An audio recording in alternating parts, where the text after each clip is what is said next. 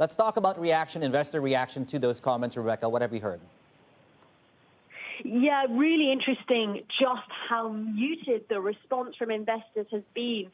We saw kind of a little bit of a pickup in the bond prices, presumably in reaction to those comments about the good financial health of the firm, that it's prepared to make repayments. But really kind of bonds rising by less than a cent in some cases. And the bonds maturing this month and next month, barely moving at all. And I think it really speaks to this kind of fatigue that investors have. There is so much uncertainty about what is going to happen to Huarong and its fate. And really, what it looks like now is that what they're looking for is signs from the central government itself, public comments, either from the MOF or the PBOC. That's really what investors are looking for to give them kind of conviction in the bonds.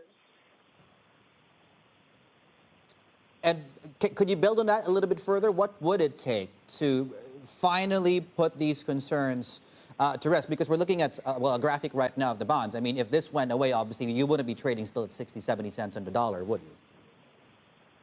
Sure. I mean, ultimately, what investors are looking for is a public statement from the central government, either the Ministry of Finance or, the People's Bank of China, clearly stating that investors are not going to see a haircut. Now, I think that, that's probably quite unlikely, but that's really, really what it's going to take, because there has been so many sort of this drip feed of news that has over time, over the last month, really weighed and just added to this idea of a lack of direction and a lack of conviction. I mean, it was interesting that just 2 weeks ago, the street came out with a lot of kind of consensus buys on the bonds, and yet they're still trading. Nothing is trading at par at the moment. Even those bonds that are maturing in just 2 weeks are at 74 cents. It is extraordinary to see a bond of this nature trading at that level. Of course, it's higher off those record lows that we saw, but it's still very low. And as you're saying, kind of the rest of that yield curve, the 2022 still in the 82 cents range. They're really struggling to recover.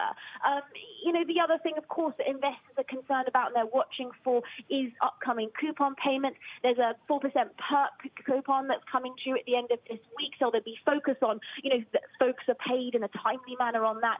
And then finally, of course, I mean, Huarong did hit back quite cuttingly about the downgrade, saying that there's no factual basis, that the international rating firms don't understand the environment at all. But of course, Huarong is still on negative watch with S&P and the other two rating agencies. And another downgrade by Fitch or Moody's, that could take it into junk territory.